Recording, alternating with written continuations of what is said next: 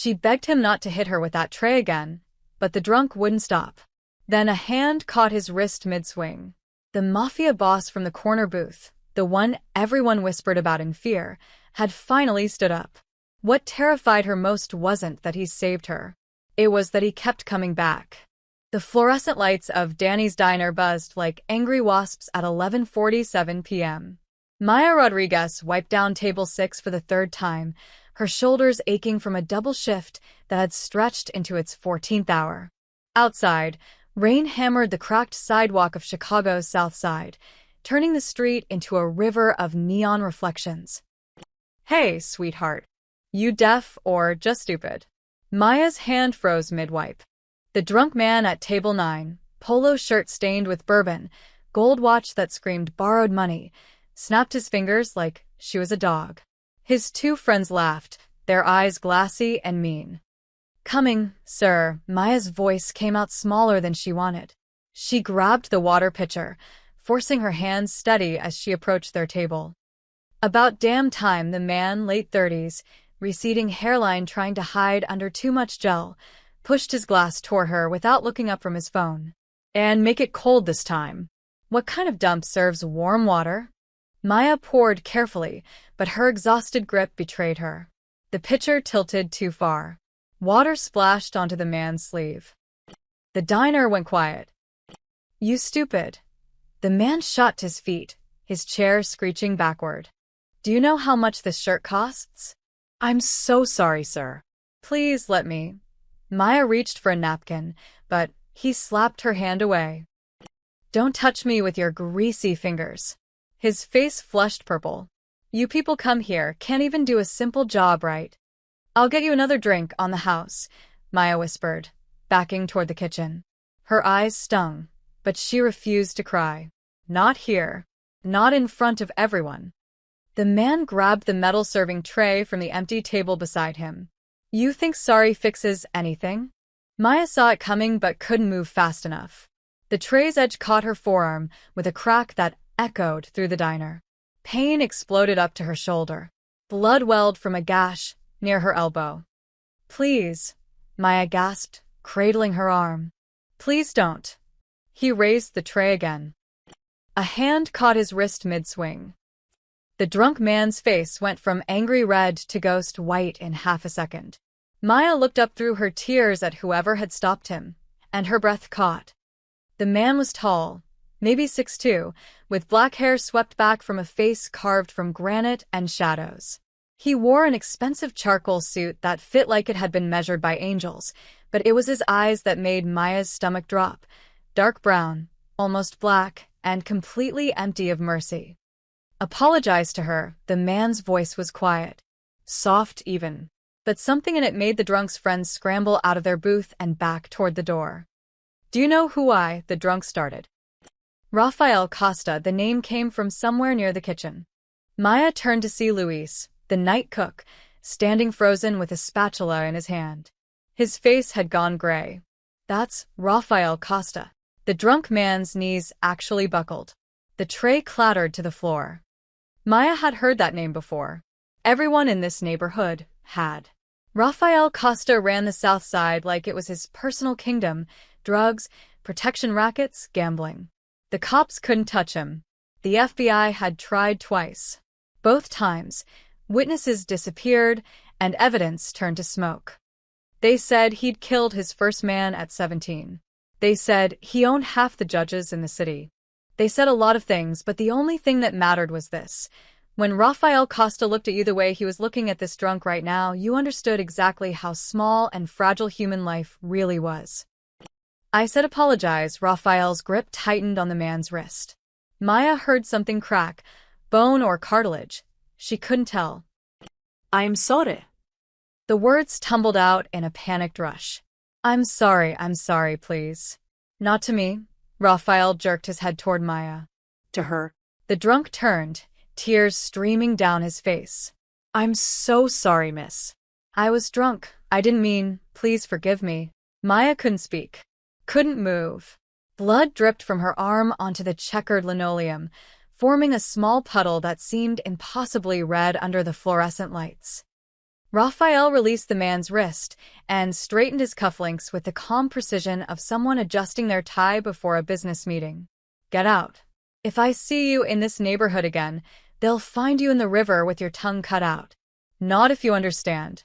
The man nodded so hard Maya thought his neck might snap. Then he ran, out into the rain, his friends scrambling after him like rats abandoning a sinking ship. The diner remained silent. 20 pairs of eyes watched Rafael Costa, the man who made hardened criminals wet themselves, turn to face the trembling waitress with the bleeding arm. Maya's vision swam. The pain, the fear, the adrenaline, it all crashed into her at once. Her knees went weak. Hey, Raphael moved fast, catching her before she hit the ground. His arms were surprisingly gentle. Maya smelled expensive cologne and cigarette smoke. You're okay. I've got you. But she wasn't okay, because those empty, merciless eyes were looking right at her now, and even though he'd saved her, even though he'd stopped that man from hurting her worse, Maya was absolutely terrified. The last thing she saw before darkness took her was Raphael's face, and something that might have been regret flickering across it like a candle in the wind. Then nothing. Maya's eyes fluttered open to the smell of coffee and antiseptic. She was lying on the cracked vinyl bench in the diner's back office, her arm wrapped in clean white gauze. Someone had draped a jacket over her, charcoal gray, expensive fabric, still warm. She's awake, Luis's voice, uncertain and afraid. Maya sat up too quickly. The room tilted. Through the office's narrow window, she could see the diner had emptied out. Only 3 people remained, Luis hovering by the door, Sarah the other waitress wringing her hands by the register, and Rafael Costa, sitting perfectly still in the corner booth like a king on a throne made of red vinyl and duct tape. He was watching her. The cut wasn't deep, Luis said, not meeting her eyes. We cleaned it, bandaged it up. You should probably still go to the hospital, get it checked. Did he leave? Maya's voice came out hoarse. She meant the drunk man, but her eyes were locked on Raphael. Yeah, Luis swallowed hard. Yeah, he left. Maya, about what happened. Everyone can go home. Raphael spoke without raising his voice, but Luis flinched like he'd been shouted at. I'll make sure she gets home safe. I can take her, Luis offered weakly. It's no trouble. Raphael's gaze shifted to the cook. Didn't say a word. Didn't have to. Luis grabbed his coat and was out the back door in 10 seconds flat. Sarah followed even faster, mumbling something about an early morning shift. Then it was just the 2 of them. Maya pressed herself against the office wall, her heart hammering so hard she thought her ribs might crack. Raphael stood slowly, smoothing down his suit jacket. He picked up his jacket from the bench, the one that had been covering her, and draped it over his arm. You're afraid of me. It wasn't a question. Maya's mouth opened, but no sound came out. Her hands were shaking.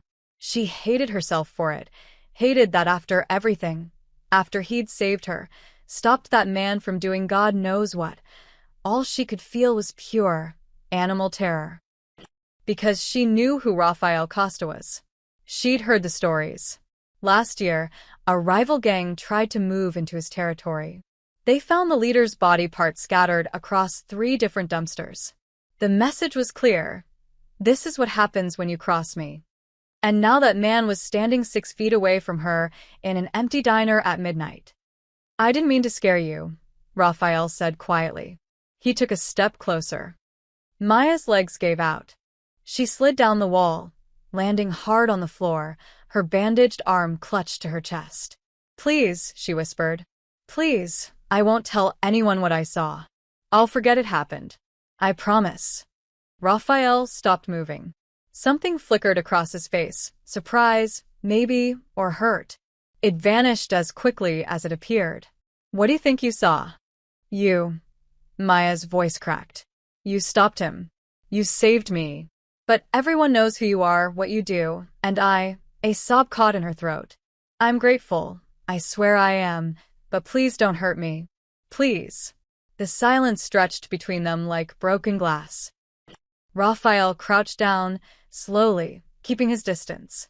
His expression was unreadable. I'm not going to hurt you. I stopped someone from hurting you. That's all that happened here tonight. Then why is everyone so afraid? The words tumbled out before Maya could stop them. Luis ran like you were going to kill him. Sarah too. Everyone in this neighborhood knows your name, and they all look like they've seen death when they say it. Because of what I am, Raphael's jaw tightened. Because of what I've done. Because fear keeps people in line, keeps them safe, keeps my world from falling apart, he stood, brushing invisible dust from his knees. But I didn't come here to terrify a waitress. I came here for coffee and quiet. That man hurt you. I stopped him. End of story. Maya watched him walk toward the door. Her arm throbbed. Her whole body ached. But something in his voice, something hollow and tired, made her speak. Mr. Costa? He paused, his hand on the doorframe. Thank you, the words felt inadequate. For stopping him. Even if I can't stop shaking. Thank you. Raphael turned slightly, his profile sharp against the diner's harsh lighting.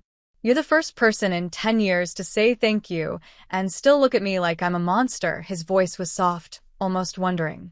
Most people pick one or the other. Maybe you're both, Maya said before she could think better of it. A ghost of a smile crossed Raphael's face. Not happy. Not sad. Just there. Yeah. Maybe I am. He pulled a thick envelope from his inside pocket and set it on the nearest table. For the damages. And your hospital visit. Don't argue. He walked out into the rain without another word, leaving Maya alone in the empty diner with a bandaged arm, a racing heart, and the strange, unsettling feeling that she'd just seen something nobody else ever had. Raphael Costa looking almost human. She counted to 100 before her legs would work again. When she finally stood and looked in the envelope, she found $5,000 in crisp hundreds and a business card with nothing but a phone number on it. No name. No explanation. Just a number, and the lingering scent of expensive cologne mixed with cigarette smoke and rain. Maya arrived at Danny's diner the next morning with her arm in a proper sling from the urgent care clinic she'd finally dragged herself to at 3 a.m. The doctor had asked too many questions. She'd lied through all of them. Tripped carrying dishes. Hit the corner of a table. No one else was involved. The envelope with $5,000 was hidden under her mattress at home. She hadn't touched a single bill. Somehow, spending Raphael Costa's money felt like signing a contract she didn't understand. You okay? Sarah asked the moment Maya pushed through the door. The morning shift was quieter, mostly truck drivers and early risers grabbing breakfast before work. Normal people living normal lives. I'm fine. Maya tied her apron one-handed. Just a bad cut. Nothing serious. Nothing serious? Sarah's voice dropped to a whisper. Maya, Raphael Costa nearly broke that guy's wrist. Luis said he heard bones crack. Do you know what kind of trouble? He helped me, Maya said firmly. That's all. Now can we please just work? Sarah opened her mouth to argue, then thought better of it. The morning passed in a blur of coffee refills and breakfast orders. Maya moved mechanically, her body going through the motions while her mind replayed last night over and over. The way Raphael had caught her. The way he'd looked at her with those empty eyes. The way his voice had sounded when he said, "You're the first person in 10 years to say thank you and still look at me like I'm a monster." She was so lost in thought that she didn't notice the door chime at 10:47 a.m. Table for one. Maya's head snapped up. Her blood turned to ice. Raphael Costa stood in the doorway, but he looked different.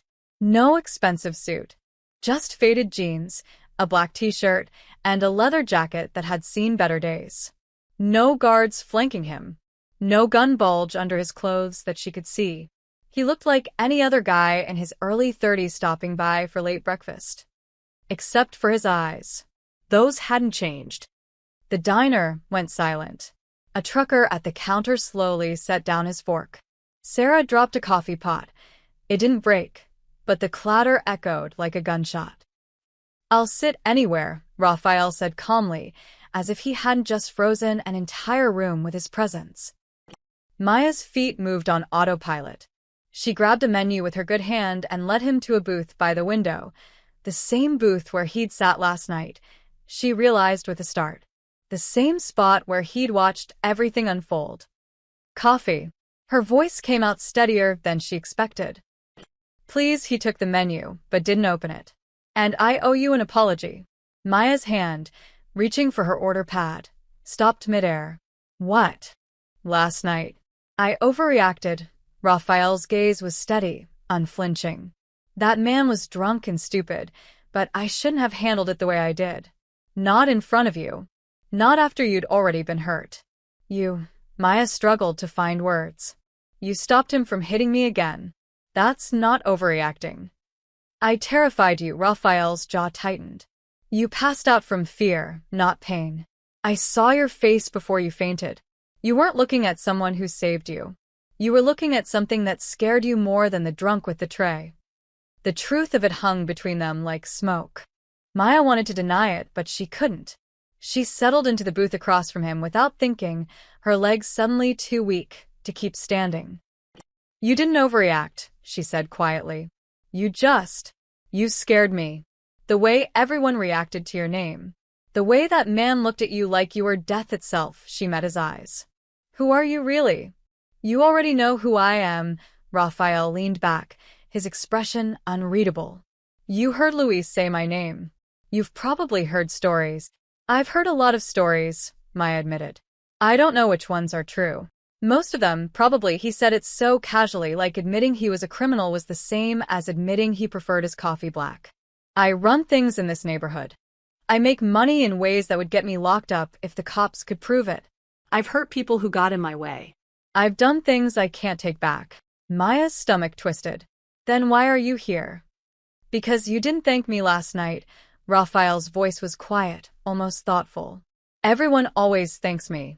Out of fear. Out of obligation, because they want something from me. But you thanked me, and still looked at me like I might hurt you.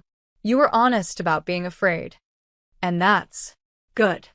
It's real. Something shifted in Raphael's expression, not quite a smile, but close. Nobody's been real with me in a long time. Everyone either wants something or they're too scared to breathe wrong around me. But you looked me in the eye and called me a monster while thanking me for saving you. I didn't call you a monster, Maya protested weakly. You said I might be both, a savior and a monster. Same thing. Raphael pulled out a 20 and set it on the table. Keep the change. And Maya? She blinked. You know my name? It's on your name tag, he stood, adjusting his jacket. I'll probably be back tomorrow. If that's a problem, tell me now and I'll find somewhere else for coffee. Maya should have said yes. Should have told him to stay away, that his presence would scare off customers, that she didn't want anything to do with a man who made criminals cry. Instead, she heard herself say, black coffee, right? Raphael's lips twitched. Not quite a smile, but the closest thing to one she'd seen. Yeah. Black coffee. He walked out into the bright morning sun, leaving Maya sitting in his booth, holding a $20 bill for a cup of coffee he never drank, and wondering what the hell she'd just agreed to. Raphael came back the next day. And the day after that. And the day after that. By the end of the week, it had become routine. He'd arrive around 10:30 a.m., always alone, always in jeans and a t-shirt like he was trying to blend in. He'd sit in the same booth, order black coffee, and read the newspaper while Maya worked her shift. He never stayed long, an hour at most. He never bothered anyone, never made threats or talked business. He just existed there like a normal person, except everyone in the diner treated him like a bomb that might go off at any moment. Everyone except Maya, who was starting to find his presence oddly comforting. You're insane, Sarah hissed on Friday morning, watching Maya refill Raphael's coffee for the third time. Do you know what people are saying? That you're his girlfriend. That he owns this place now. That he's using you for something. He's just drinking coffee, Maya said, but even she didn't believe how normal she was trying to make it sound. Nobody just drinks coffee with Rafael Costa. Maybe Sarah was right. But Maya couldn't shake the memory of how he'd looked at her that first morning, like she was the first real thing he'd seen in years. And there was something about the way he sat in that booth, shoulders relaxed, guard down, that made her think maybe he needed this place as much as she needed the paycheck. On Saturday, everything changed. Maya was carrying a tray of dirty dishes to the kitchen when she heard a crash from the storage room. She pushed through the door to find Raphael on the floor, surrounded by fallen boxes, the storage room's broken door hanging off one hinge. "What are you?" Door was falling off. Raphael stood, brushing dust from his jeans. "Noticed it yesterday. Figured I'd fix it before someone got hurt." Maya stared at him, at the toolbox open on the floor, at the new hinges he'd apparently brought with him. "You're fixing our door?" Seemed faster than waiting for your boss to do it. Raphael picked up a screwdriver. "Guy hasn't been in here in 3 months, right? Luis mentioned it. You talked to Luis?" "He's warming up to me." Only flinches every other sentence now. Raphael lined up the hinge with practiced ease. "Hand me that drill." Maya found herself obeying, passing him tools while he worked. His movements were efficient, confident. She'd expected a crime boss to have soft hands, but his were calloused and scarred, the hands of someone who'd done real work, not just ordered others to do it. "Where'd you learn this?" she asked. "My father was a contractor. Before he died, Raphael didn't look up from his work. Taught me everything: plumbing, electrical, carpentry.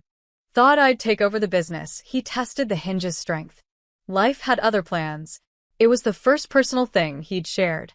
Maya sat on a crate, cradling her healing arm. "What happened?" "He got sick. Cancer. Medical bills buried us." Raphael's jaw tightened. "I was 17. Had 2 choices: watch my mother lose the house or find money fast. I found it, just not the legal way." "And you couldn't stop?" "Didn't want to." He finally looked at her. "Turned out I was good at it. Being feared. Taking control. Building an empire from nothing. By the time I realized what I'd become, it was too late to be anything else." Maya watched him work in silence. Outside, she could hear the lunch rush building. But in here, in this dusty storage room, Rafael Costa looked less like a crime lord and more like a tired man trying to fix something broken. "Why are you really here?" she asked softly. "Every day, I mean." "It's not for the coffee." Rafael set down the drill. "You want the truth?" "Please." "Because you didn't thank me." He met her eyes. "Everyone thanks me, Maya. Out of fear, obligation, because they want protection or money or mercy. But you were right not to. I didn't save you to be a hero. I saved you because I was angry. Because that drunk reminded me of every entitled piece of trash who thinks money makes them untouchable." He stood, testing the door. It swung smoothly on its new hinges. "You looked at me like I was dangerous. Because I am. And somehow that was the most honest anyone's been with me in years." Maya's throat felt tight. "So you come here for honesty?" "I come here because for 1 hour a day, I can drink coffee and read the paper and pretend I'm not who I am." Raphael's voice was quiet. "Because you're terrified of me, but you still talk to me like I'm human. Because this place doesn't ask anything from me except $4 for coffee." He gathered his tools, loaded them back in the box. "But if it bothers you, I'll stop. I'm not here to make your life harder." Maya should have said yes. Should have told him to leave and never come back. Instead, she found herself standing, moving closer. "The door looks good. Thank you." Raphael blinked, surprise flickering across his face. "You're thanking me now?" "For fixing the door. Not for saving me." She managed a small smile. "You were right about that part. You didn't do it to be thanked." Something shifted in Raphael's expression. A wall cracking, maybe, or a door opening slightly. "I'll be back Monday. If that's okay. Black coffee will be waiting." He nodded, shouldered his toolbox, and walked out through the diner's front door. Maya watched him go, noticing for the first time that several of the other waitresses had been peeking through the kitchen window, their faces a mix of fear and confusion. But Maya wasn't confused anymore. She was beginning to understand that Rafael Costa was exactly what he'd said, both savior and monster, depending on the angle you looked from. And maybe, just maybe, he was trying to figure out which one he wanted to be. 3 weeks passed. Rafael became part of the diner's rhythm, like the coffee machine's hum or the squeak of Booth 7. He fixed the leaking sink in the men's bathroom, helped Luis carry heavy supply boxes, left generous tips that Maya tried to refuse, but he insisted she keep. "He's different with you," Sarah observed one afternoon, watching Rafael laugh. Actually laugh at something Maya had said about a difficult customer. "I've never seen him smile. Didn't think he knew how." Maya didn't know what to say to that. She'd noticed it too, the way his shoulders relaxed when she approached his table, the way his eyes softened when they talked. It should have scared her. Maybe it did, a little. But mostly it just felt normal. Until Leo showed up. It was 9:47 p.m. on a Tuesday, the dinner rush winding down. Maya was wiping tables when the door burst open so hard it slammed against the wall. Her younger brother stumbled in, his face pale and slick with sweat despite the October chill. Lao. Maya dropped her rag, rushing toward him. "What's wrong? What happened?" Leo was 22, still finding his way in the world. He dropped out of college last year, bounced between jobs, made questionable friends. But Maya had never seen him look like this, eyes wild with fear, hands shaking, a bruise blooming purple on his left cheekbone. "I screwed up, Maya," his voice cracked. "I screwed up so bad." Maya pulled him toward an empty booth in the back, away from curious eyes. She didn't notice Rafael looking up sharply from his newspaper 2 booths away, his entire body tensing like a predator catching a scent. "Tell me what happened." Maya gripped Leo's hands across the table. They were ice cold. "You remember Marcus?" Leo wouldn't meet her eyes. "From my old neighborhood?" He said he could help me make some quick money.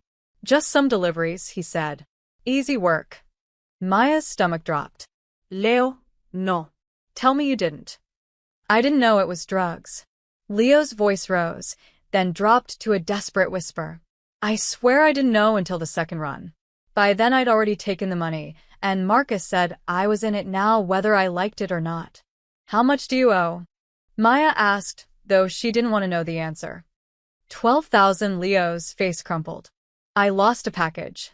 Got jumped on the south side. They took everything. Marcus's boss, a guy named Moreno, he says I owe him for the lost product plus interest. He gave me 2 weeks to pay." Tears streaked down his face. "That was 13 days ago, Maya. He's gonna kill me." "He said he'd kill me." Maya's hands went numb. $12,000. She had maybe 800 in savings. The money Rafael had given her was still under her mattress, untouched, but even that wouldn't be enough. And spending it felt like crossing a line she couldn't uncross. "We'll figure something out," she heard herself say. "We'll talk to the police." "The police?" Leo laughed, a broken sound. "Moreno owns half the cops in his district. And even if he didn't, I'd be the one going to jail. I'm the drug dealer, Maya. I'm the criminal. You're not a criminal. You made a mistake. A mistake that's gonna get me killed." Leo grabbed her wrists. "Moreno's guys came to my apartment today. They said if I don't have the money by Friday, they're gonna break my legs first, then work their way up." "Maya, I don't know what to do." "I don't." "It's okay." Maya's mind raced, trying to think of solutions that didn't exist. "We'll figure it out. Maybe I can take a loan, or sell Mom's jewelry, or—" "That won't be enough time." Leo stood abruptly, his chair scraping the floor. "I shouldn't have come here. I shouldn't drag you into this. I needed to see you. In case." He didn't finish the sentence. Didn't have to. Maya watched her baby brother walk out into the night, his shoulders hunched with the weight of a death sentence, and felt her world tilt sideways. She made it to the bathroom before the tears came, locked herself in a stall and sobbed into her hands, trying to keep quiet so the customers wouldn't hear. $12,000. 2 days. No way out. When she finally emerged, red-eyed and shaking, she found Sarah waiting by the sinks. "I heard," Sarah said quietly. The whole diner heard. Maya, I'm so sorry. Maya splashed cold water on her face. I need to get back to work. Danny said take the rest of the night off. He'll cover your tables. I can't afford to lose the hours. Maya, Sarah's voice was gentle. Go home. Be with your brother. Figure something out. But there was nothing to figure out. Maya knew it. Sarah knew it. And somewhere in the diner, sitting in his usual booth with a newspaper he was no longer reading, Rafael Costa knew it too. Maya gathered her things in a daze. She pushed through the diner's front door into the cool night air, her mind a whirlwind of impossible numbers and terrible possibilities. She didn't see Rafael watching her go, his coffee untouched and cold, his jaw clenched so tight it could crack diamonds. She didn't see him pull out his phone and make a single call that would change everything. She didn't see the way his eyes had darkened when he'd heard the name Moreno, a darkness that promised violence and retribution and all the things Rafael Costa did best. Maya went home to her tiny apartment, climbed into bed fully clothed, and tried not to imagine what her brother would look like with broken legs. 2 booths away from where she'd been sitting, Rafael left $300 on the table and walked out into the night with the quiet, purposeful stride of a man going to war. Maya didn't sleep. She spent the night staring at her ceiling, doing math that never worked out, imagining scenarios that all ended badly. By the time her alarm went off at 6 a.m., she'd called in sick to work for the first time in 2 years and was already trying to figure out which pawn shops might give her the best price for her mother's wedding ring. Her phone rang at 7:15 a.m. Leo's number. Hello. Her voice was hoarse from crying. Maya, Leo sounded breathless, confused. Maya, something happened. Her heart stopped. Are you hurt? Did they? No, I'm fine. I'm better than fine. He laughed, the sound almost hysterical. The debt's gone. Maya sat up, so fast her head spun. What? I woke up to find an envelope under my door. No note, no name, just cash. $12,000 exactly, Maya. The exact amount I owed, his voice cracked.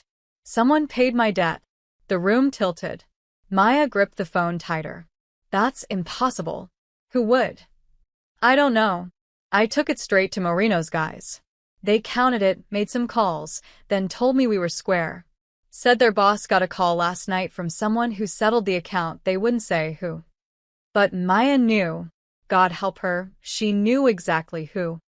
Leo, where are you now? At Jimmy's apartment. I'm staying here for a few days, just to be safe. Maya, who did this? Do you know someone with that kind of money? I need to go, Maya said quickly. Stay at Jimmy's. Don't go out alone. I'll call you later. She hung up before he could ask more questions. Her hands were shaking as she pulled on jeans and a sweatshirt. She was out the door in 5 minutes, half running the 6 blocks to Danny's diner. It was too early for Rafael's usual arrival, but she had to try. Had to know if. The diner was nearly empty. Just a couple of truckers at the counter and Danny in the back office. No, Rafael. Maya? Sarah looked up from refilling salt shakers. I thought you called in sick. Have you seen him? Maya's voice came out too loud. Rafael. Has he been here? Not yet. You okay? You look. But Maya was already pushing back out the door. She stood on the sidewalk, her breath fogging in the cold morning air, trying to think. Where would he be? His house? His office? Did crime bosses even have offices? Looking for someone? Maya spun around. Rafael was leaning against the building's corner, a coffee cup from the bodega down the street in his hand. He wore the same leather jacket as yesterday, his dark hair slightly mussed like he'd been running his hands through it. You.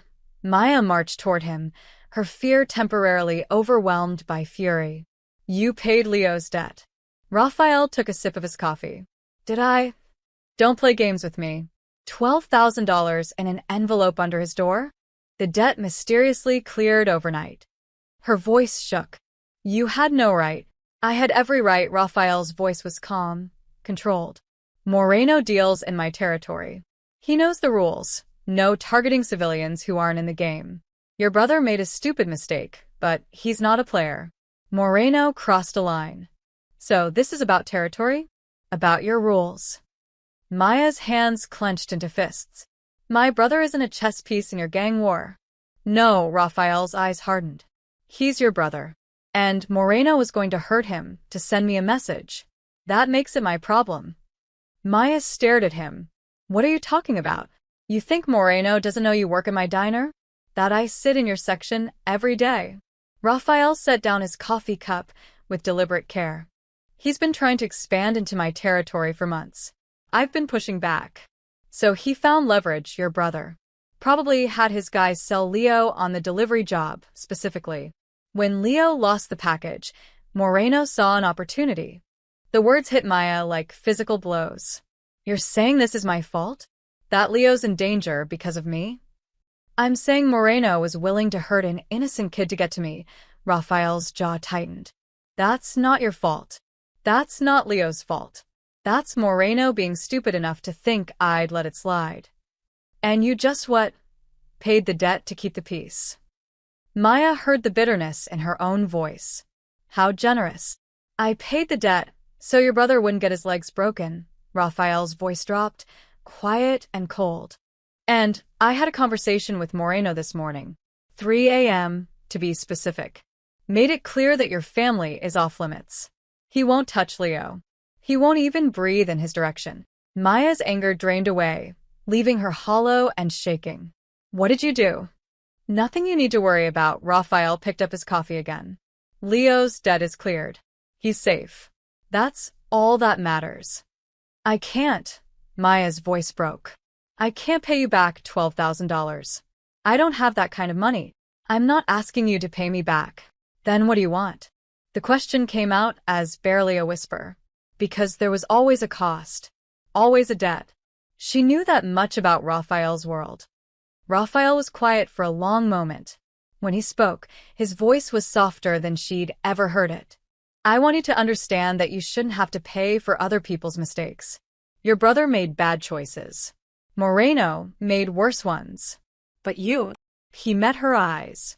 You just showed up to work, did your job, and got caught in the crossfire.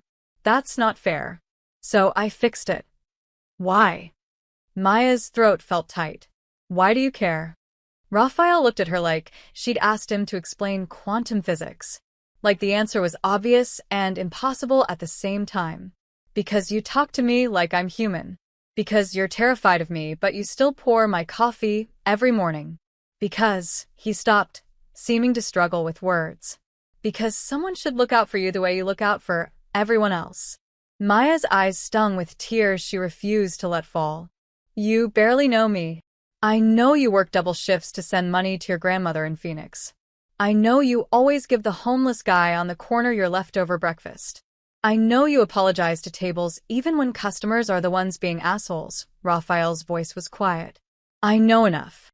He turned to walk away, then paused. Your brother should stay clean. No more deliveries, no more Marcus. If he needs work, tell him to call this number. He handed her a business card. Legitimate construction company. They'll hire him, no questions asked.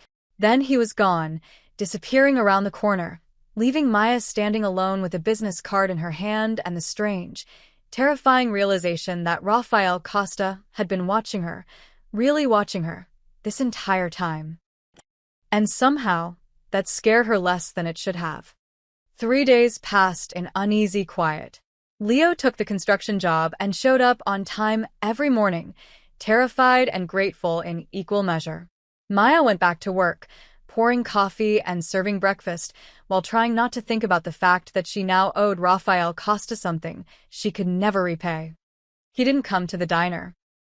Not Wednesday. Not Thursday. By Friday, Maya found herself glancing at the door every time the bell chimed, expecting to see him walk in with his leather jacket and unreadable expression. But he never did. Maybe he's done with his little coffee shop phase, Sarah suggested, though she looked nervous saying it. Maybe he got what he wanted. But what had he wanted? Maya still couldn't figure it out. She'd replayed their last conversation 100 times, trying to read between the lines, searching for the hidden angle. There had to be one. Men like Rafael Costa didn't just help people out of kindness. except he'd fix their door, and paid her brother's debt, and asked for nothing in return. Friday night, Maya stayed late to help Leo close the diner. Danny had hired him for evening shifts, dishwashing and cleaning, simple work that kept him busy and off the streets. They were wiping down tables at 11:30 p.m. when the first brick came through the window. Glass exploded inward. Maya screamed, throwing her arms up to shield her face. A second brick followed, then a third, each one shattering another window in a cascading symphony of destruction. "Get down!" Leo grabbed Maya, pulling her behind the counter as the front door burst open. 4 men walked in. Not stumbling drunks or desperate addicts. These were professionals. Leather jackets, cold eyes, brass knuckles glinting in the fluorescent light. The lead man had a scar running from his temple to his jaw, and a smile that promised violence. "Maya Rodriguez?" His voice was smooth, almost polite. "Moreno sends his regards." Maya's blood turned to ice. Leo positioned himself in front of her, his hands raised. "Leave her alone. She's got nothing to do with this." "Oh, but she does." Scarface took a step closer, his boots crunching on broken glass. "She's got everything to do with this. See, Rafael Costa thinks he can interfere with Moreno's business and just walk away. Thinks he can embarrass us, make us look weak. All because he's got a soft spot for some waitress." "I don't know what you're talking about," Maya said, trying to keep her voice steady. I'm nobody. Just let us go, and we'll forget this happened." "Nobody." Scarface laughed. "Rafael Costa doesn't do favors for nobody.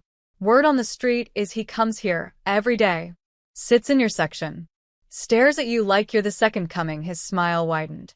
"So Moreno figures you hurt what he cares about, you hurt him. Simple math." One of the other men grabbed a chair and smashed it against the counter. Another swept his arm across a table, sending dishes crashing to the floor. They were destroying the diner methodically, efficiently, making their point with every shattered plate and overturned table. Leo lunged forward. "Stop." The backhand caught him across the face, sent him sprawling. Maya screamed, started toward him, but Scarface grabbed her arm. "We're just getting started, sweetheart. This is just property damage. Next time." "There won't be a next time." Every head turned toward the door. Rafael stood in the entrance, silhouetted by the streetlights behind him. No guards. No backup. Just him alone, hands in his pockets like he'd stopped by for a casual visit. But there was nothing casual about his eyes. They were black holes, empty of everything except cold, calculated fury. Scarface's confident smile faltered. Costa. "This doesn't concern you anymore." You made your point with the debt. Moreno's making his. By sending 4 men to terrorize a waitress and her kid brother? Rafael walked forward slowly, his footsteps crunching on broken glass. "That's Moreno's idea of making a point? That's embarrassing." "You embarrassed him first." Scarface tightened his grip on Maya's arm. She winced. "Paid off a debt that wasn't yours to pay. Undermined his authority. Made him look soft." "I made him look stupid," Rafael corrected. "There's a difference. Soft is forgivable. Stupid gets you killed." The temperature in the room seemed to drop 10 degrees. The 4 men shifted uneasily, hands moving toward weapons they hadn't drawn yet. "You're outnumbered, Costa," but Scarface's voice had lost its confidence. 4 against 1. Even you can't. "I'm not here to fight." Rafael stopped 6 feet away, his posture relaxed, almost bored. "I'm here to give you a choice. Walk out now, go back to Moreno, tell him this vendetta ends tonight. No more attacks. No more threats. Maya and her brother are off the table permanently. And if we don't," one of the other men asked, his hand on a knife at his belt. Rafael's expression didn't change. "Then this stops being about business and becomes about bodies. Starting with yours." He looked at Scarface. "You know my reputation. You know I don't make threats I won't follow through on. So here's your one chance. Walk away, or I turn this diner into a crime scene that'll make the front page." The silence stretched like a wire pulled too tight. Maya could hear her own heartbeat, feel Leo's ragged breathing from where he'd fallen. The four men looked at each other, weighing options, calculating odds. Scarface released Maya's arm slowly. Moreno won't forget this. Good, Raphael's smile was razor-sharp. Tell him if he sends anyone near Maya or her family again, I'll burn his entire operation to the ground and salt the earth where it stood. He knows I can do it. He knows I will. The four men backed toward the door, their bravado crumbling. But just before they left, one of them, a younger guy, maybe trying to prove something, grabbed a knife from his belt and lunged. Raphael moved like lightning, caught the man's wrist mid-strike, twisted it with a sickening crack, and slammed him face-first into the nearest wall. Blood sprayed from the man's broken nose. The knife clattered to the floor. No blood tonight, Raphael said quietly, his hand still pinning the man against the wall. I said no blood. That means you walk away breathing. But you make me hurt you, and I'll make it educational. He released the man, who stumbled out after his companions, cradling his broken wrist and whimpering. Then there was silence. Just Raphael standing in the middle of the destroyed diner, Maya pressed against the counter with her heart trying to burst through her ribs, and Leo on the floor, staring at Raphael like he was watching a force of nature that couldn't be reasoned with. Raphael turned to Maya. His right hand was bleeding, knuckles split open from where he'd blocked the knife strike she hadn't even seen. You hurt. Maya shook her head mutely. Loud. I'm okay, Leo croaked, getting slowly to his feet. Raphael surveyed the damage. Broken windows, shattered dishes, overturned furniture. His jaw tightened. Then he pulled out his phone and made 3 calls in rapid succession, each one brief and efficient. When he finished, he looked at Maya. Cleanup crew will be here in 20 minutes. New windows by morning. I'll cover everything. Raphael. Maya's voice broke. Not now, he swayed slightly, and Maya realized the blood on his hand wasn't just from his knuckles. His jacket had a dark stain spreading from his side. You're hurt. Maya rushed forward without thinking, reaching for his jacket. Let me see. It's nothing, but he didn't pull away when she unzipped the jacket and saw the knife wound, shallow but bleeding steadily, just above his hip where the blade had gotten through. Nothing. Her voice rose. You're bleeding.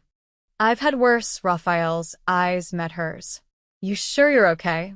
And somehow, impossibly, he sounded more worried about her than about the knife wound in his side.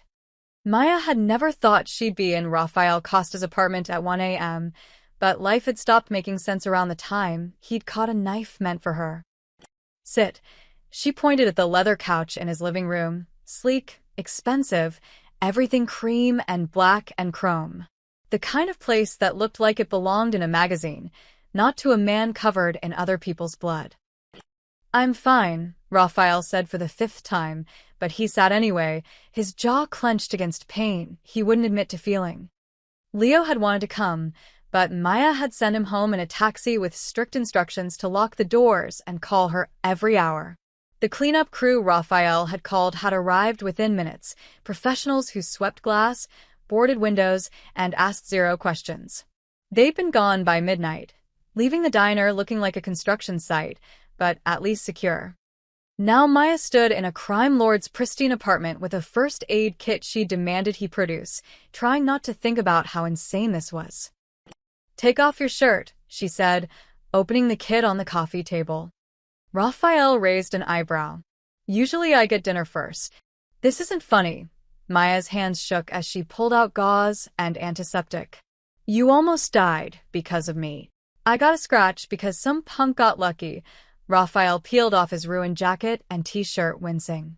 There's a difference. The knife wound was a 4-inch gash just above his hip, not deep enough to need stitches, but bleeding more than he'd admitted. But it was the other scars that made Maya's breath catch. Dozens of them, crisscrossing his torso like a roadmap of violence. Bullet wounds, knife marks, burns. Each one a story she didn't want to know. Jesus, she whispered.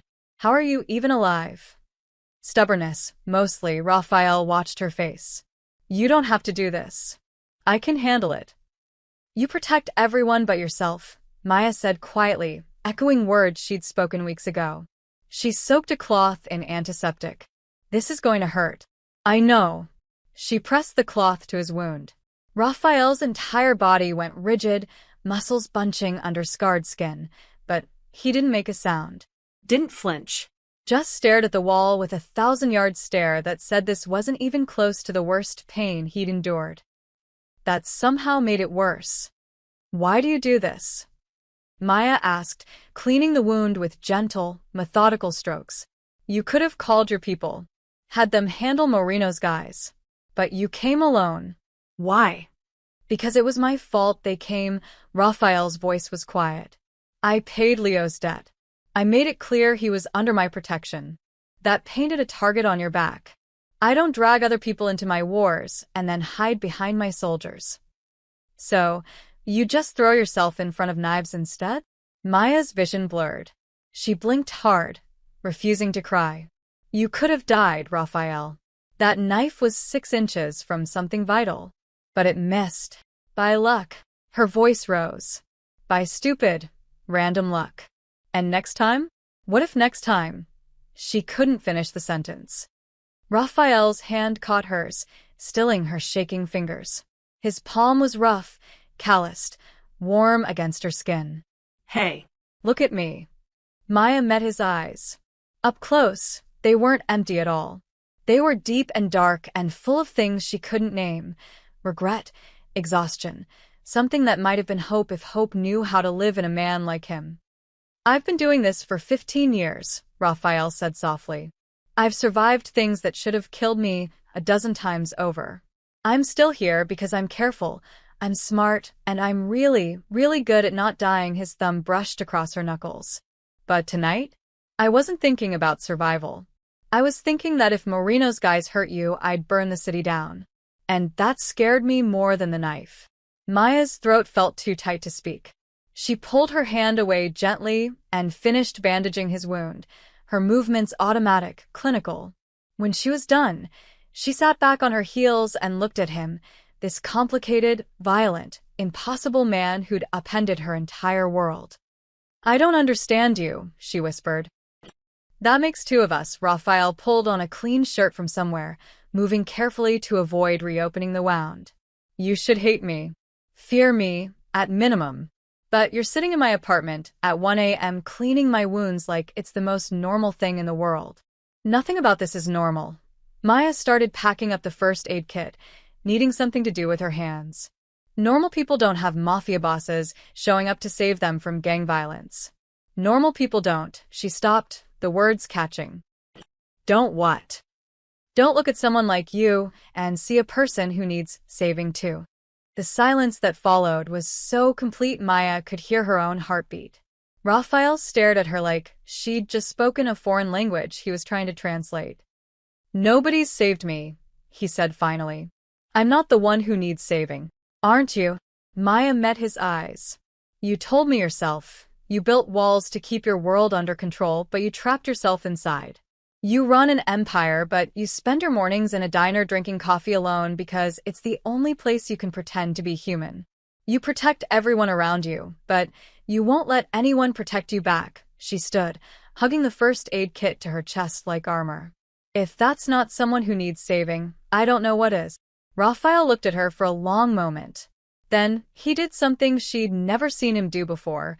He let his guard drop completely. The walls came down. The mask fell away. And underneath was just a tired man who'd been fighting alone for so long he'd forgotten what it felt like to have someone in his corner.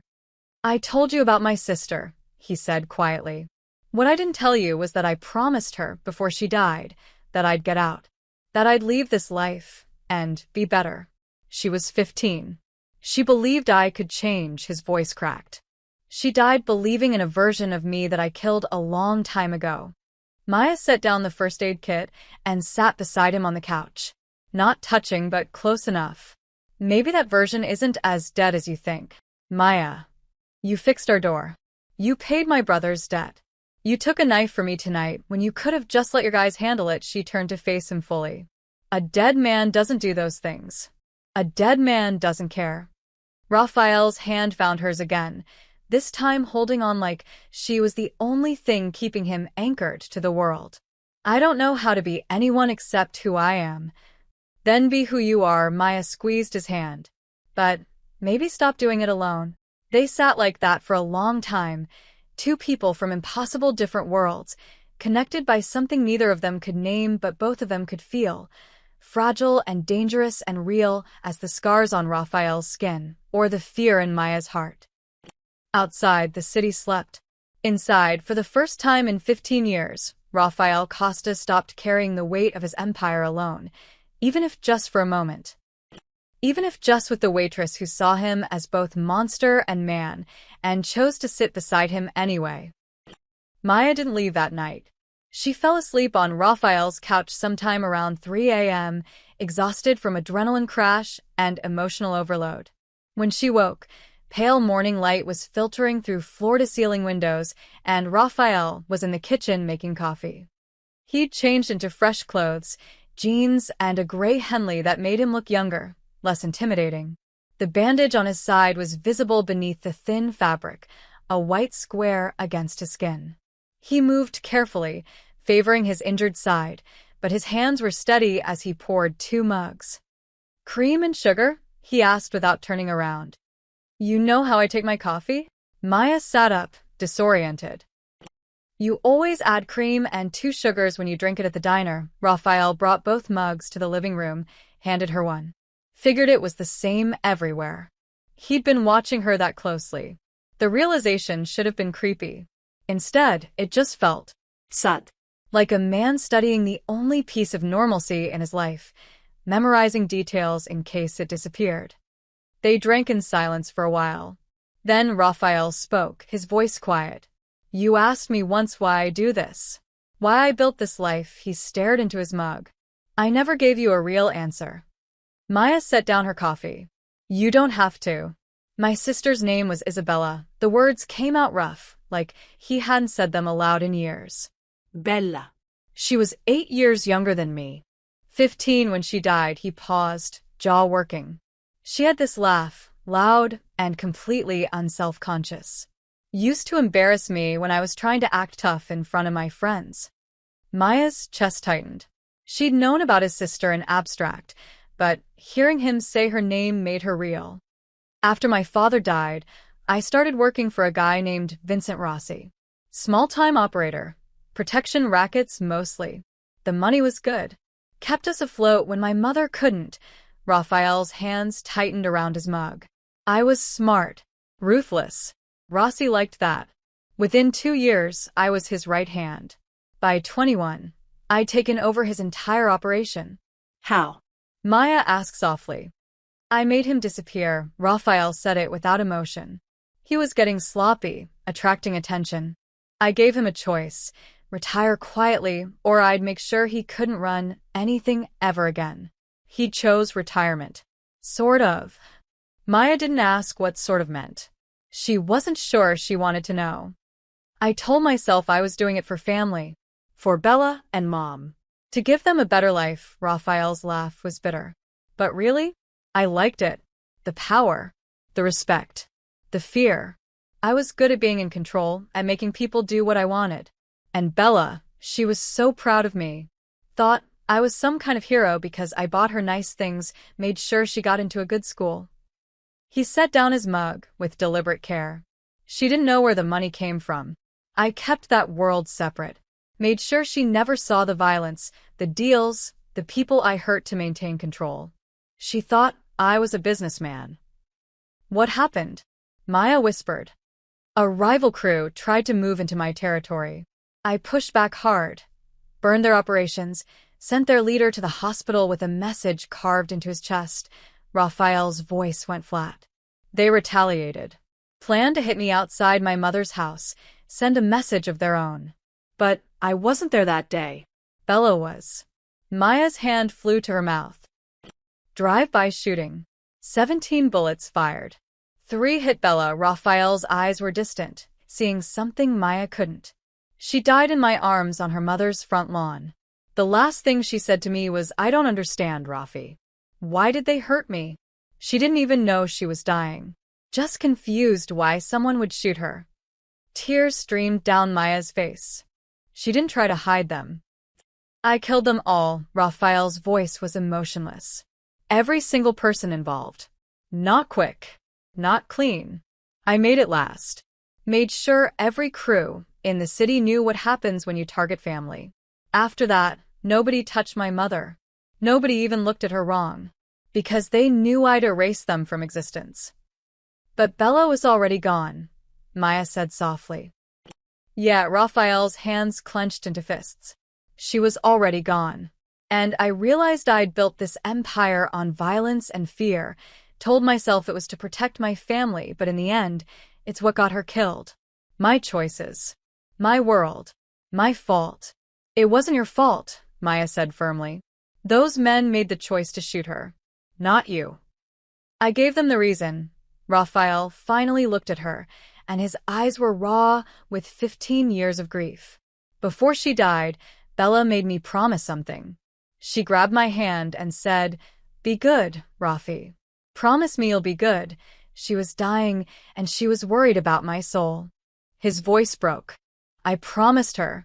And then I spent the next 15 years becoming exactly the opposite. I built walls of fear around everyone I cared about. Ruled through violence.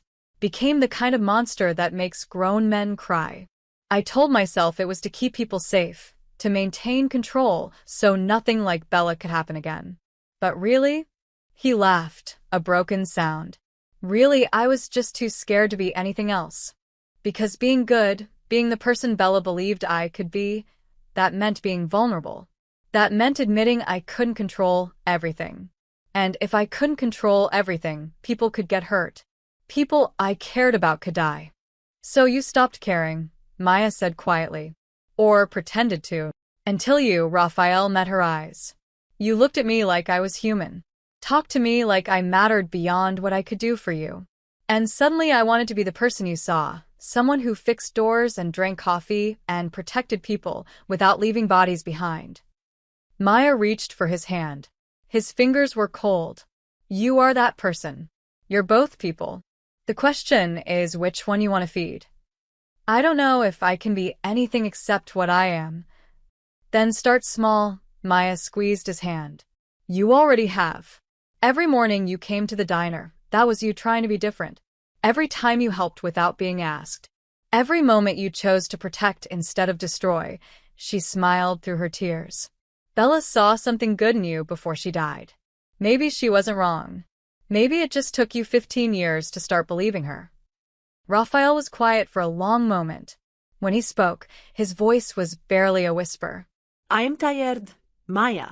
I'm so tired of being this person. Then stop, she said it simply, like it was the easiest thing in the world. Stop being him. It's not that simple. I know, Maya moved closer, their hands still intertwined. I know it's complicated and dangerous, and probably impossible. But maybe that's okay. Maybe you don't have to fix everything today.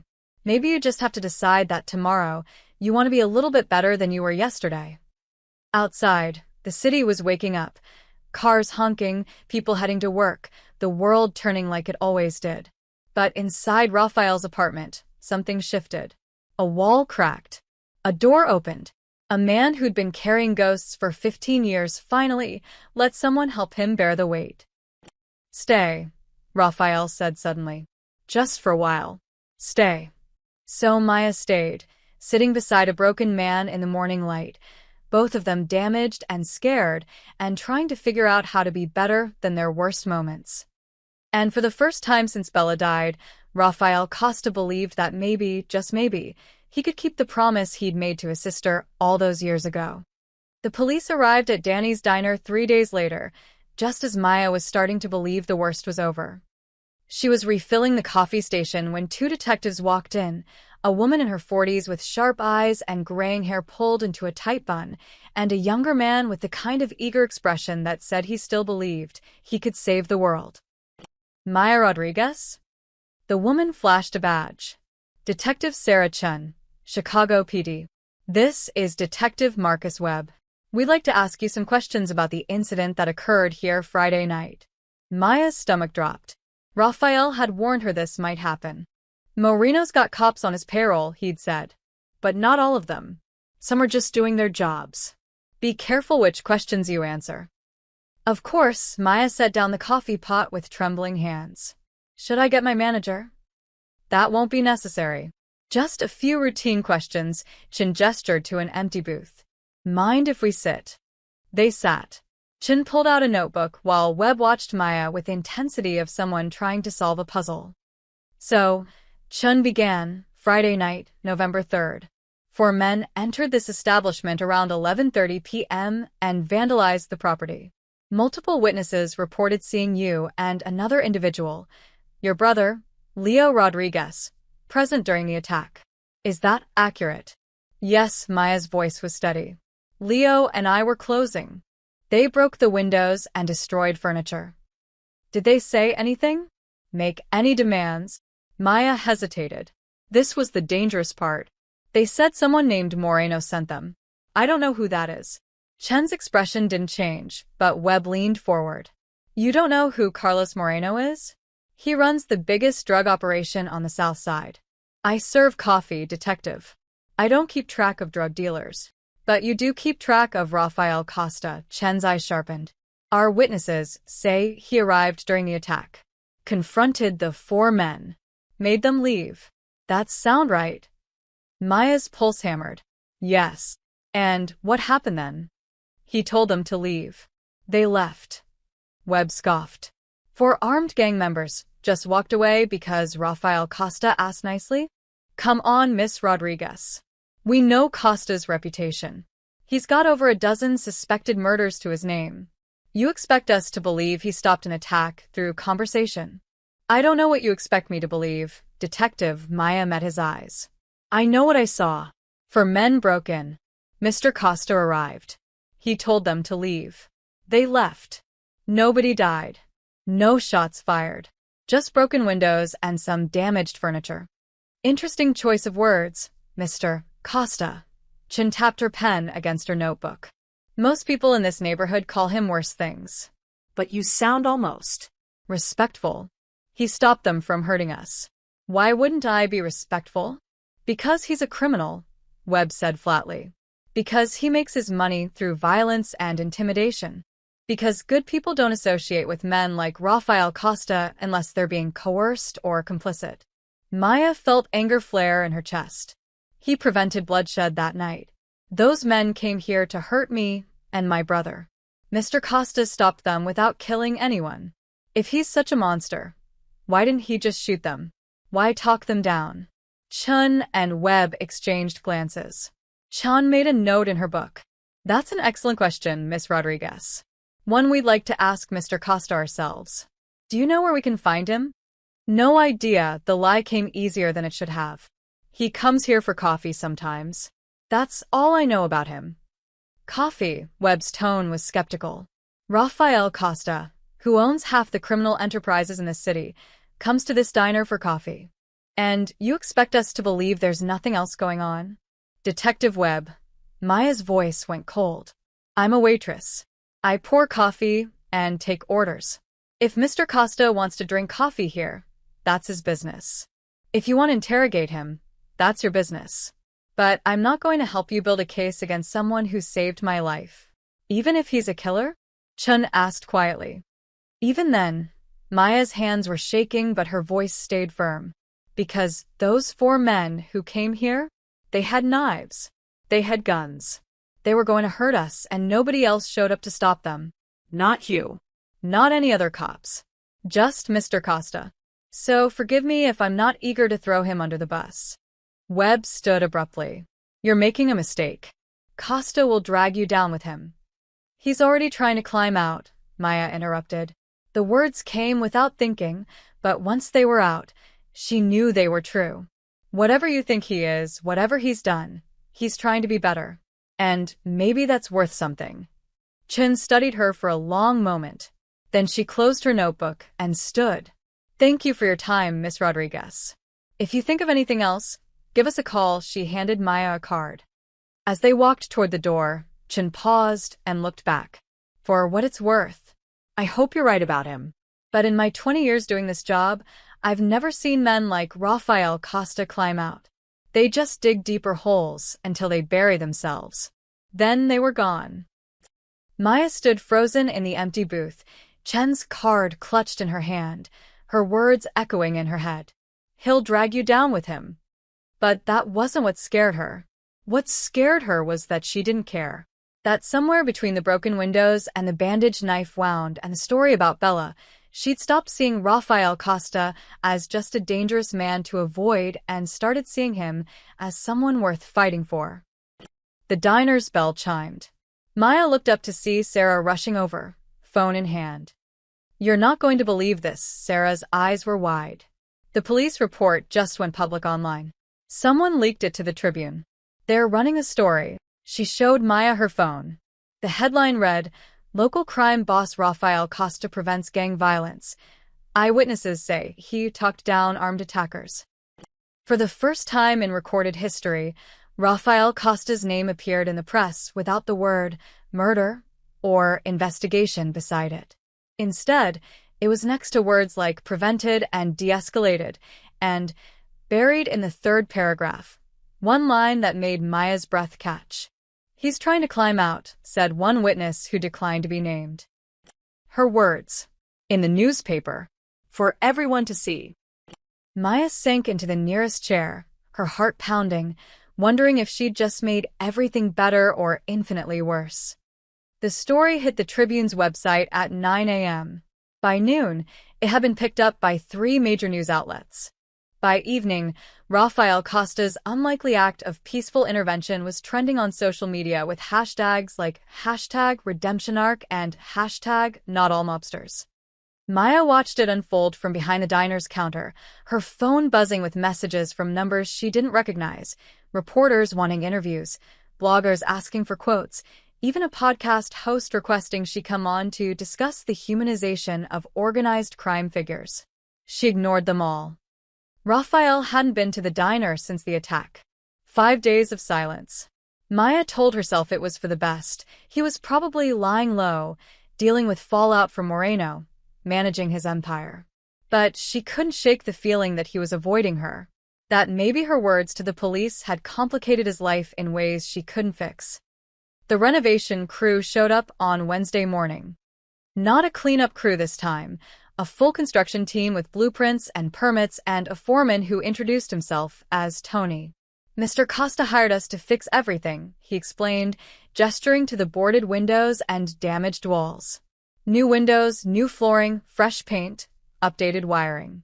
He said to make it better than it was. "How long will it take?"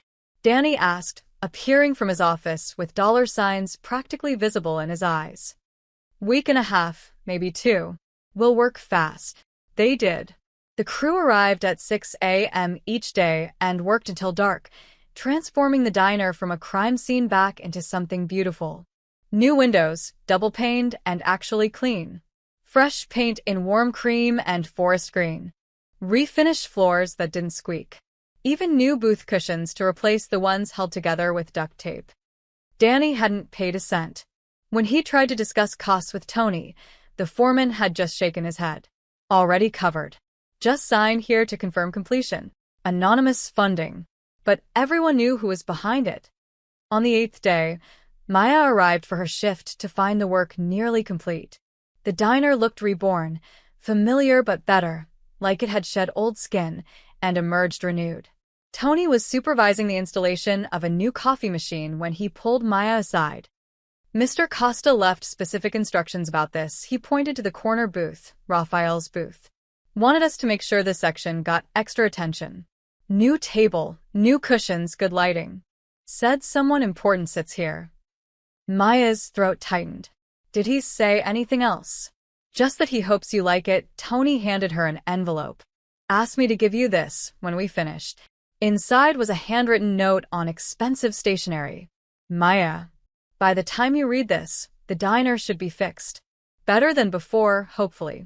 Consider it an apology for bringing trouble to your door, and thanks for everything you've done.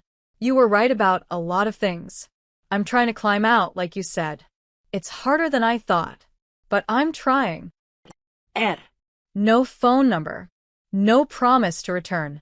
Just a note and a renovated diner and the ghost of a man trying to be better. Raphael came back on a Saturday morning 3 weeks after the attack. Maya was wiping down tables at 10:15 when the bell chimed. She looked up and there he was, leather jacket, dark jeans, the same unreadable expression. But something was different. He looked lighter somehow, less weighed down. Table for one? Maya's voice came out steadier than her hands. If you have room. She led him to his booth, the corner one with new cushions and perfect lighting. He slid in, looked around at the transformed diner, and something that might have been a smile touched his lips. You like it? He asked. It's beautiful. Maya set down a menu he wouldn't read. You didn't have to do all this. Yes, I did. Raphael's gaze met hers.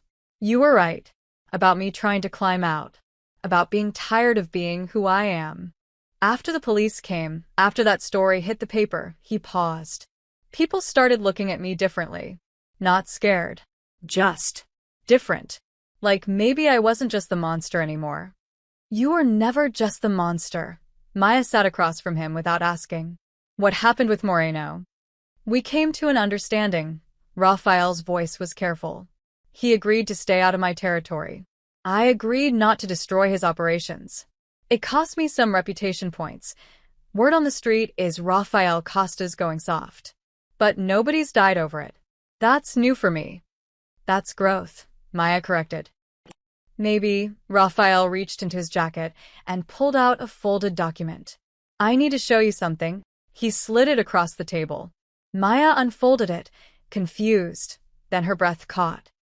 It was a deed. To Danny's diner. Dated today. And the owner's name listed was Maya Elena Rodriguez. What? Maya's hands started shaking. What is this? Danny was planning to sell. Retire to Florida, cash out while the place was newly renovated. Raphael's voice was calm. I bought it, but I don't want a diner. So, I'm giving it to you. You can't just… Maya couldn't form words. Raphael, this is this. It's yours, he stood, dropped a 20 on the table for coffee he hadn't ordered yet. You gave me something I couldn't buy, a second chance to be decent. To be the person my sister believed I could be. This is me saying thank you. But… No arguments. Raphael's voice was firm. The paperwork's already filed. Danny's happy, you're the owner, and I'm just a customer who comes here for coffee. That's all. Maya stared at the deed, at her name printed in official legal text, at the signature at the bottom. Raphael's handwriting, bold and certain. Then she looked up at him, tears streaming down her face. Why? Because you see people, Maya. Really see them. You saw past what I am to what I could be. You didn't run when you should have. You stayed. You helped. His voice softened. Nobody's done that in 15 years. This diner, it's where I learned I could be more than what I built. Seems right that you should own it. He turned to leave. Raphael, wait. Maya stood, still clutching the deed. Are you still coming for coffee? He paused at the door, looked back with something that was definitely a smile this time. If the owner doesn't mind. She doesn't. Maya smiled through her tears. Black coffee, right? Always. Then he was gone, walking out into the bright morning sun, leaving Maya standing in her diner, holding a deed and a second chance and the strange, beautiful realization that sometimes monsters could learn to be men, and sometimes waitresses could own their dreams, and sometimes broken people could help each other heal. The bell chimed again. Customers filed in, drawn by the renovated space and the smell of fresh coffee.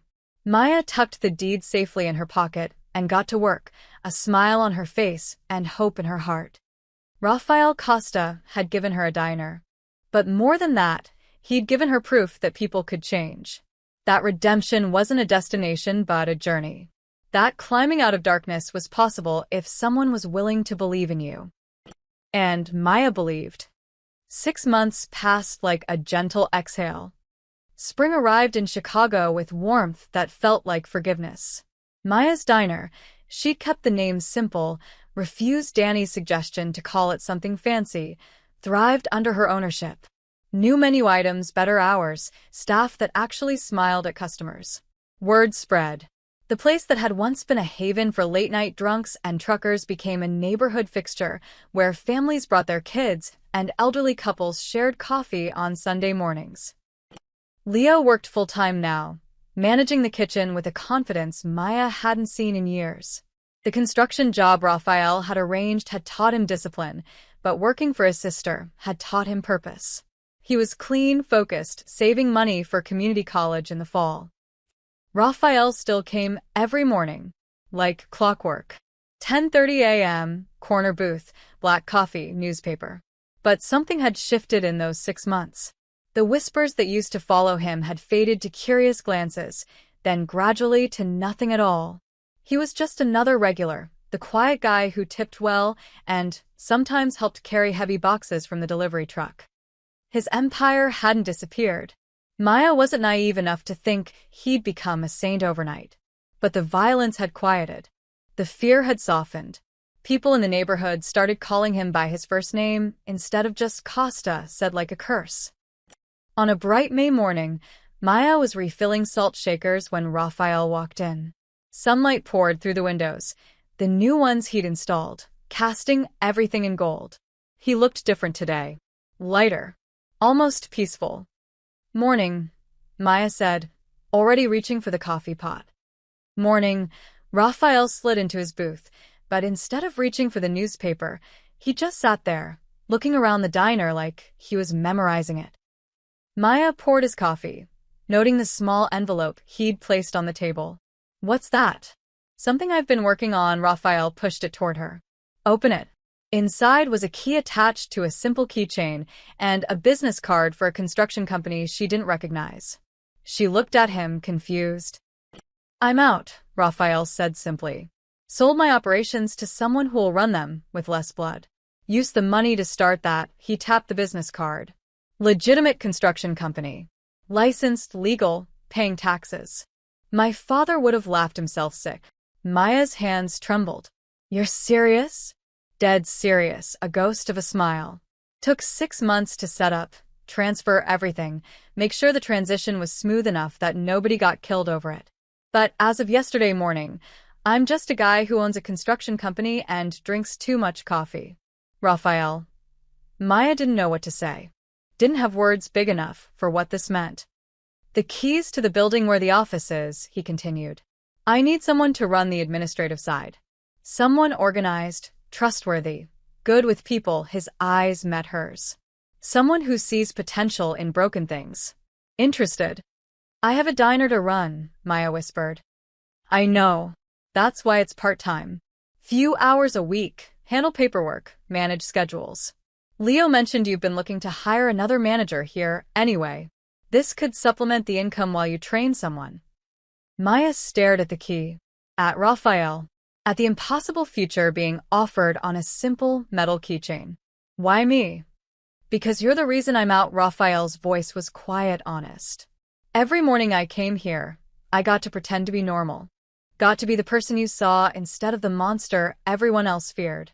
Eventually, pretending wasn't enough. I wanted to actually be that person. He leaned back. You believed I could climb out.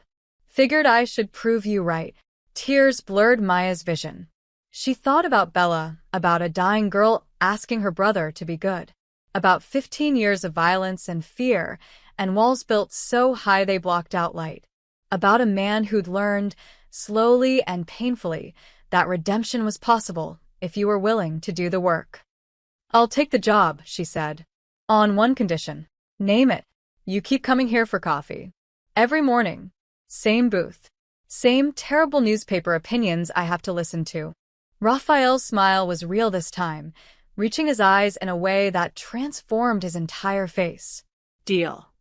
He stood to leave, dropping a 20 on the table like always. But this time, Maya caught his hand. I'm proud of you, she said simply. Bella would be too. Something flickered across Raphael's face, grief and hope and gratitude all tangled together. He squeezed her hand once, then let go. See you tomorrow, boss. See you tomorrow. Maya watched him walk out into the spring morning. No guards flanking him, No gun hidden under his jacket, no empire weighing on his shoulders. Just a man in a leather jacket, heading to his construction office, trying to build something honest for the first time in his adult life. The diner filled with morning customers, the Lopez family with their twin toddlers, Mrs. Chun ordering her usual eggs and toast, the college students camping out with laptops and endless coffee refills. Life, normal and beautiful, and exactly what Maya and Raphael had both been searching for.